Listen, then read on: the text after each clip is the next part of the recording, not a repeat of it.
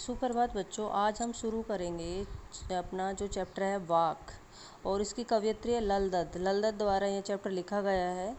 कश्मीरी भाषा की लोकप्रिय संत कवयित्री लल दत्त का जन्म सन 1320 के लगभग कश्मीर में स्थित पामपोर के सिमपुरा गांव में हुआ था। उनके जीवन के प्रारंभिक प्रामाणिक कोई जानकारी नहीं मिलती। उन्हें अनेक नामों से पुकारा जाता है, जैसे लल योगेश्वरी, और उनका देहांत 1391 के पास माना जाता है। जिस प्रकार से मीरा के पद प्रसिद्ध हैं, तुलसीदास की चौपाइयाँ प्रसिद्ध है और कबीरदास जी के दोहे प्रसिद्ध है, उसी प्रकार जो लल दत्त है उनके वाक प्रसिद्ध है। ठीक है बच्चों, तो वाक का जो हमारा फर्स्ट जो वाक है वो पढ़ते हैं। रस्सी कच्चे धागे की खींच रही मैं नाव, जाने कब सुन मेरी पुकार, करे देव भव सागर पार। पानी टपके कच्चे सकोरे, व्यर्थ प्रयास हो रहे मेरे। जी में उठती रह हुक, घर जाने की चाह है घेरे।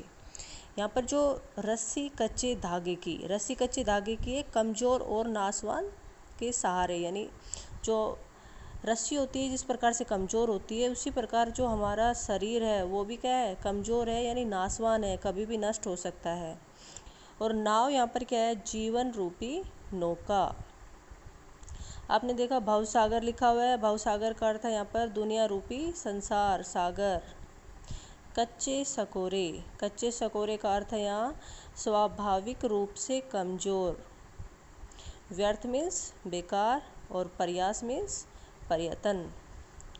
तो यहाँ पर कवित्री दुख भरे स्वर में क्या कहती है बच्चों, कि मैं अपनी जीवन रूपी नौका को कमज़ोर और नासवान कच्चे धागों की सांसों रूपी रस्सी से लगातार खींच रही हूँ।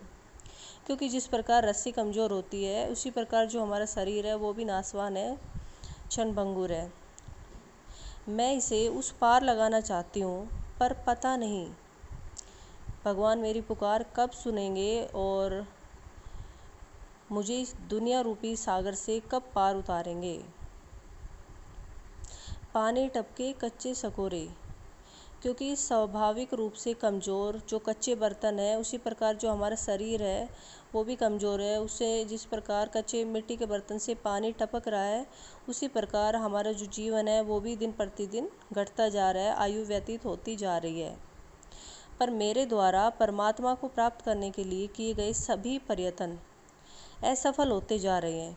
मेरे हृदय में रहकर पीड़ा भरी आवाज़ उत्पन्न होती है। परमात्मा से मिलने और इस संसार को छोड़कर वापस जाने की मेरी इच्छा बार बार मुझे घेर रही है, पर वह इच्छा चाहकर भी पूरा नहीं हो रही है। हुक यहाँ पर लिखा है, जी में उठती रह हुक, यानी बार बार एक पीड़ा सी उठती है मेरे मन में कि जो मुझे संसार को छोड़कर वापस जाने की जो मेरी इच्छा है वो बार बार मुझे घेर रही है, और वह चाहकर भी वह इच्छा पूरी नहीं हो रही है। अब दूसरा वाक्य है हमारा, खा कर कुछ पाएगा नहीं, न खाकर बनेगा अहंकारी। सम खा तभी होगा संभावी, खुलेगी साकल बंद द्वार की।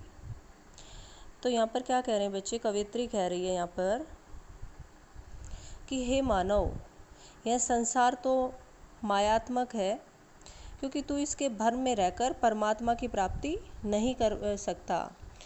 सुखों की प्राप्ति करता हुआ नित तरह तरह के व्यंजन खाकर तू कुछ नहीं पाएगा। यदि बाह्य आडंबर करता हुआ तू व्रत का नाम पर भी कुछ नहीं खाएगा, तो तेरे मन में अहंकार का भाव प्रकट हो जाएगा। इसलिए यहाँ पर अपने आप को क्या मानने लगोगे कि मैं तो योगी हूँ, तपस्वी हूँ।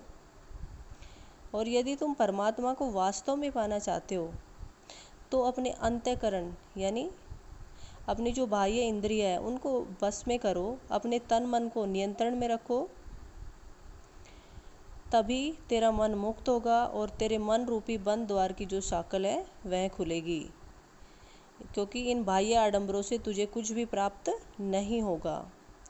जो हमारा तीसरा वाक्य है बच्चों, ये देखेंगे अब। आई सीधी राह से गई न सीधी राह, सुसुम सेतु पर खड़ी थी, बीत गया दिन आहा, जेब टटोली कोड़ी न पाई, मांझी को दूं क्या उतराई। तो इसमें कवियत्री दुख भरे स्वर में क्या कहती हैं यहाँ पर कि जब परमात्मा ने मुझे इस संसार में भेजा था तो मैं सीधी राह से यहाँ आई थी, पर मोह माया की गृहस्थी से इस संसार में, यानी कि मैं इस संसार में आई तो सीधी थी, लेकिन मोह माया के चक्कर में फंसकर आपके पास मैं सीधी नहीं जा सकी।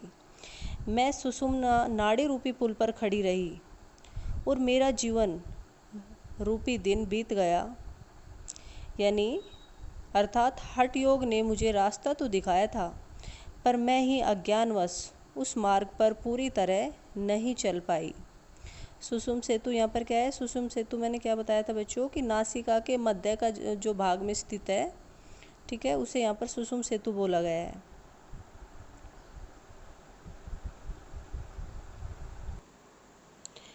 मैं माया रूपी संसार में उलझ गई, जब इस संसार को छोड़कर वापस जाने का समय आया, यानी जेब टटोली कोड़ी न पाई। तो जब मैंने अपने द्वारा अपना आत्मलोचन किया तो पता चला कि मेरे पास कुछ भी नहीं है।